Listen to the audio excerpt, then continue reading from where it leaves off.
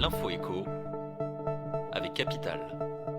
Les opposants au compteur Linky sont en train de perdre leur guerre. Vendredi, la Cour administrative d'appel de Nantes a rejeté le recours déposé par les communes bretonnes de Castres et Beauvais. Celle-ci avait pris la décision d'interdire ou de soumettre à condition le déploiement des nouveaux compteurs intelligents sur leur territoire. Une décision contestée par Enedis et l'État, à qui le tribunal administratif de Rennes avait donné raison en 2017. La Cour administrative d'appel de Nantes a donc confirmé cette annulation. Environ 680 communes ont pris des arrêtés ou voté des délibérations afin d'interdire le déploiement des compteurs Linky, mais jusqu'à présent, la justice a annulé ou suspendu la plupart de ces décisions.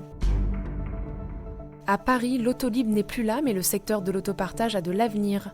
Les acteurs se bousculent au portillon. Alors que Renault doit lancer son service Move in Paris le 10 octobre, Mercedes a annoncé l'arrivée dans les rues parisiennes de son propre service d'autopartage, Car2Go. Environ 400 smart électriques seront mis à disposition des Parisiens en janvier prochain. Le constructeur allemand fera grossir sa flotte dans un second temps. L'objectif, que les clients puissent trouver une smart Car2Go tous les 300 mètres. Outre Renault, Mercedes sera également en concurrence avec PSA, qui doit lancer sa flotte de 500 Peugeot Lyon et Citroën C0 électriques d'ici la fin de l'année.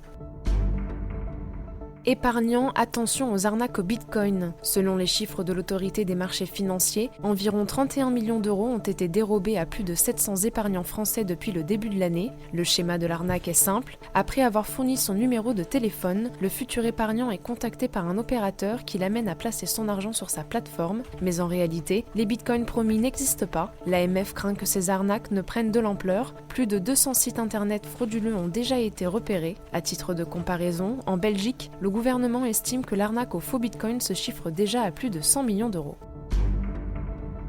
Au mondial de l'auto, la star, c'est la Peugeot e-Legend. Ce concept car attire des milliers de curieux au salon parisien. Avec son look rétro qui fait penser à la Peugeot 504 coupé, la e-Legend séduit de nombreux passionnés d'automobile. Le site AutoNews a même lancé une pétition qui vise à faire produire ce concept car, une pétition qui a déjà dépassé les 20 000 signatures et a attiré l'attention de Jean-Philippe Imparato. Sur Twitter, le patron de Peugeot a même mis au défi les internautes. Si la pétition atteint les 500 000 signatures, alors le constructeur devra sérieusement envisager de produire la Peugeot e-Legend.